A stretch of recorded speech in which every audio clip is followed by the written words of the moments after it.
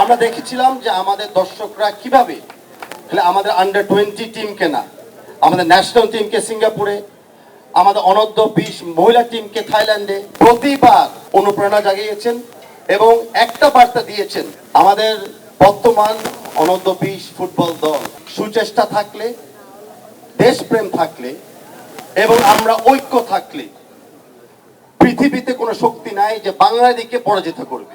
তাই আমাদের স্বাধীনতার মাসে যে যাত্রা তারা শুরু করেছেন আমাদেরকে আবার মনে করে দিয়েছে যে যতবার কোনো না কোনো চ্যালেঞ্জ সামনে আসে আমরা বাঙালি হিসাবে, বাংলাদেশি হিসাবে যুবকরাই সব চ্যালেঞ্জ মোকাবেলা করবে।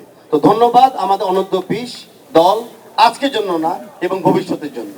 আপনারা যখন এই দলটাকে দেখেন, আমরা কোনো ধর্ম দেখি না, আমরা কোনো ভাষা দেখি না, আমরা কোনো জাত দেখি না, আমরা দেখি বাংলাদেশ। একটাই শব্দ, একটাই ঐক্য। আর এই বাংলাদেশের দল আমাদেরকে বারে বারে মনে করায় দেয় একটা দলের জন্যই আমরা পৃথিবীর সামনে বুক ফুলে বলতে পেরেছি উই আর দ্য এক্স্যাক্টলি। এই সুযোগ বারে বারে আসে না, বাট এই সুযোগ এর পরের বার যখনই বাংলাদেশের সামনে থাকবে এই সুযোগ আমরা অবশ্যই কেড়িয়ে নিব। আমরা সবাই ধন্যবাদ জানাতে চাচ্ছি যার অবদানে আজকে আমরা দাঁড়িয়ে আছি, যার অবদানে আজকে পুরো বাংলাদেশ ঐক্যভাবে নতুনভাবে দাঁড়িয়ে আছে। সে হলো আমাদের প্রাণপ্রিয় মাননীয় প্রধানমন্ত্রী তারেক রহমান সাহেব। যে খেলা শেষ হওয়ার সাথে সাথে উনি ওনার পার্সোনাল ফেসবুক আইডি থেকে আমাদেরকে ধন্যবাদ জানিয়েছে অ্যান্ড মনে করে দিয়েছে যে উনি আমাদের খেলাটা দেখতে ছিল অ্যান্ড প্রত্যেকটা প্লেয়ারের ব্যাপারে উনি খোঁজ খবর নিচ্ছিল।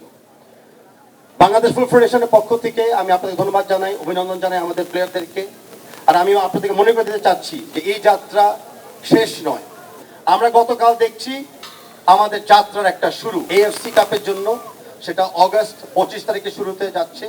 আমরা আশা করি এই টিমটা পিছিয়ে আমরা জোরালো সাপোর্ট দিব, টিমটা রেডি থাকবে, ইনজুর্ড প্লেয়াররা রিকভার করবে অ্যান্ড অনেক প্লেয়াররা আছে যারা হয়তো স্কোয়াডের চান্স পায় নাই, তাদেরকে সুযোগ দেওয়া হবে আবার স্কোয়াডে আসার জন্য।